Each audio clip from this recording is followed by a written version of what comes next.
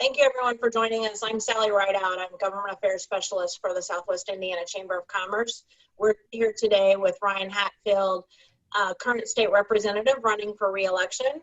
Also joined by Tara Barney, the President and CEO of the Southwest Indiana Chamber, and Mike Schottmeyer, one of our longtime Government Affairs Committee members. And I'm going to turn the conversation over to Mike to get started today. Good morning, Ryan. Hi, Mike. Good morning.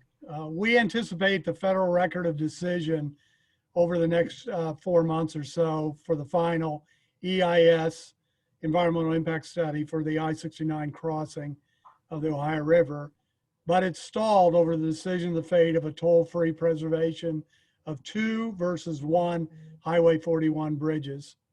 Tell us how you will support the I-69 bridge and how you can help the community with its desired plan of keeping both existing 41 bridges intact for our future transportation needs, along with the new tolled I-69 bridge. Thank you, Mike. You know, there's no doubt that the new I-69 bridge is vital to the economy and transportation needs of this area.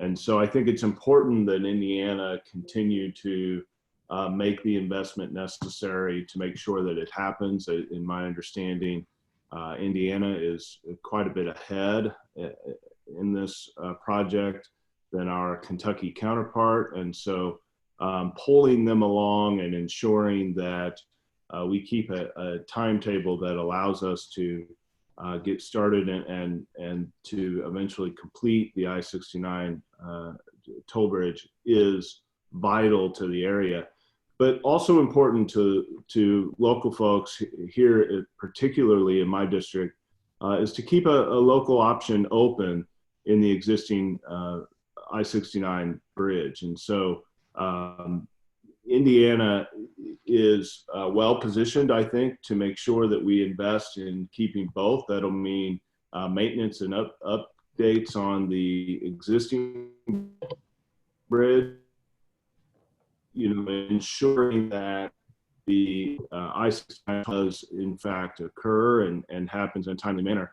But I would highlight this project is one of the projects that I think will be important as we come out of the COVID economy, which is to ensure that the state is investing in projects that have long-term return on investment. And there are going to be cuts. We all know there are going to be cuts. We all know that revenues are going to be down. And so what do you do when revenues are down? You find areas to cut that don't have a particular long-term return on investment, and you find areas to invest. You actually invest in areas that do have a long-term return on investment. And I think the I-69 project is exactly one of those projects for the state and particularly for Southern Indiana. Thanks, Ryan. That's good to hear. We've got some work to do there. I want to shift just a second to the topic that I think is high on the business community's list. We've hoped in the past months that the federal government would take some kind of action to address business liability for the many businesses that have been operating during the pandemic, that have kept folks employed. But it appears that this is going to be the responsibility of the states, and many states have already taken some action. Ohio just did, I know. What's your view of this issue?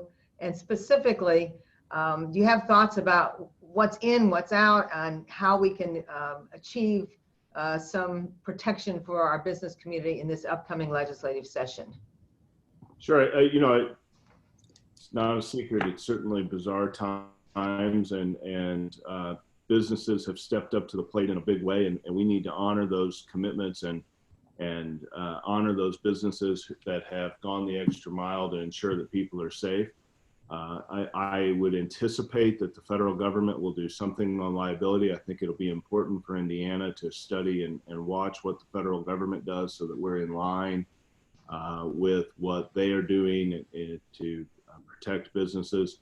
And I think that it's fair to say it's important that we protect businesses from unfair liability in this very trying times. And so what those issues are, we certainly are starting to look at, and we're hearing from a lot of different businesses and a lot of different folks. And I think it's important to protect those businesses from unfair liability.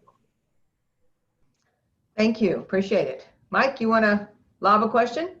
Sure. Ryan, the pandemic has put substantial strain on local and state budgets. As you go into the budget making session that's forthcoming, what will you be working to protect with the reduced resources available, and where should we be directing increased resources to move Indiana and Southwest Indiana ahead?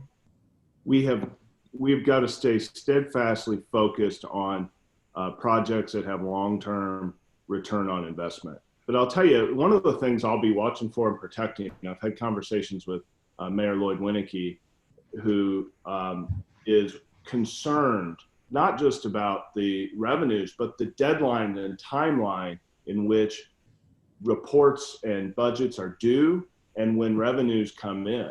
And if the federal government delays a federal CARES Act 2 or 3 or 4.0, wherever we are now, it presents a lot of challenges for local governments in knowing not only what's coming, but it's just a matter of timeline. And the state has particular deadlines for local municipalities to submit their budgets that in this particular environment is unfair. And so I think that one of the first things we can do in the legislature is to ease the rules on when municipalities submit their budgets to the state, to provide them flexibility as we wait on our federal partners. And I think at this point, 40 some odd days out from a big election, we are more and more concerned that our federal partners are not going to act before the election.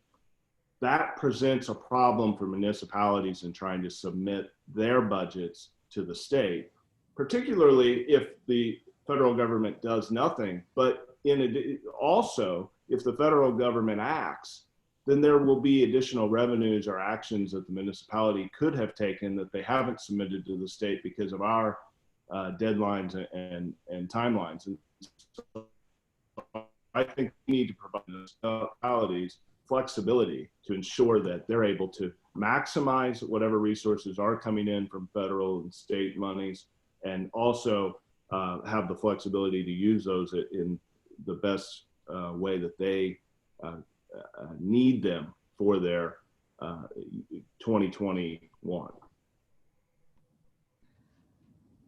I'm going to just add a comment here because I think that if we have time, it'd be interesting to talk a little bit about other ways that the state could kind of learn from the COVID months about other regulatory adjustments. I mean, we're going to want to talk about some of the ways that the regulatory management of broadband might be adjusted and some things like that, because I think we've seen some opportunities during these past few months that the state might be able to help us do more with less.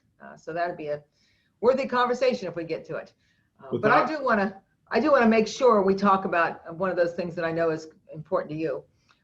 We are very intent on being proactive in educational attainment for our future, for our role in the global economy. We've got to do better. We've got to continue to put the pressure on high school graduation rates and to do much more in post-secondary training of some sort. And whether it's college or credentials, we've all heard the value of those two choices. But if you could rewrite what the state's doing now in workforce programs and that sort of thing, are there changes you would make or other strategies that might help us to move toward this goal more successfully? There's been no greater champion, just starting at the early ages, than the Southwest Indiana Chamber for pre-K. And one of the things I would rewrite is I would expand pre-K to every student in Indiana. I think that is vital and provides that long-term return on investment. Going forward, I think that you're correct. We need to ensure that we are investing in our K through 12 to ensure high school graduation. We know that with some of the struggles that school corporations are having in providing services, much less staying open, that they're going to need additional resources. It's hard to imagine a time that there was should be more focus on ensuring that a student continues their high school career, but also starts to identify trade programs and colleges, if that's appropriate, to ensure that when they get out of high school, they have somewhere to go, that they are able to learn a skill and learn a trade that will be able to provide them a stable living. And so I think that we've done some work on the workforce boards. I think some of that has been productive. I would probably go back and look at that to ensure that our workforce boards have the resources that they need. But you know, the number one thing we can do to ensure that a student graduates high school is to do exactly what the Southwest Indiana Chamber has advocated for 10 years or more, which is to open up pre-K for every student in the state. And so that's one of the areas I'll be looking to make further investments. It's good to hear. It certainly has been a long-held priority, and it's a proven strategy. I want to make sure, as we're running out of time, that we have a chance for you to speak to your main issues, to what you plan on championing, those things that you want to make sure that you're talking about as my rep and as the rep of this community in this coming session. I appreciate that, and I appreciate all the work that you all do. I would say that I have enjoyed a very close and warm relationship with the Southwest Indiana Chamber, and believe that our delegation does, and to the great benefit of our constituents. And I'm grateful for that, and grateful for the advocacy that you all do in getting us information and the resources that we need to do our job in Indianapolis to better the community. There's no doubt that we have the best delegation because of the support that you all provide. In the upcoming session, I'll continue to be looking at broadband. Very proud to have co-authored all of the major broadband expansion bills over the last 4 years. I'll be looking at expanding pre-K. I think it's more important now than ever, not just as a childcare provider, but as an educational tool that we know is the number one identifier. Finishes high school and then goes on to either a trade or college, and is able to reduce their debt, buy a home, keep a job, stay out of jail, all of the things that we want in productive citizens. And then I think it's important that we continue to look at the investments in education, because they are, I would argue they were operating on tilt before, and now they really are pressed. And so those are some of the areas I'll be looking at. We'll have a lot of study in the healthcare space, and ensuring that we're doing everything we can to make sure that people have access to better healthcare. In particular, our businesses will begin to see reductions in the amounts they pay for their employees, because we know that our businesses are paying oftentimes higher prices for the same care in this state than they are in others. And so we've got to do a better job in the healthcare space as well. And so I appreciate our relationship and all the work that you do, and would so appreciate your support. We sure appreciate your time, Ryan, and I think this has been a great conversation. Thanks for being with us. Thank you. Thank you, Ryan.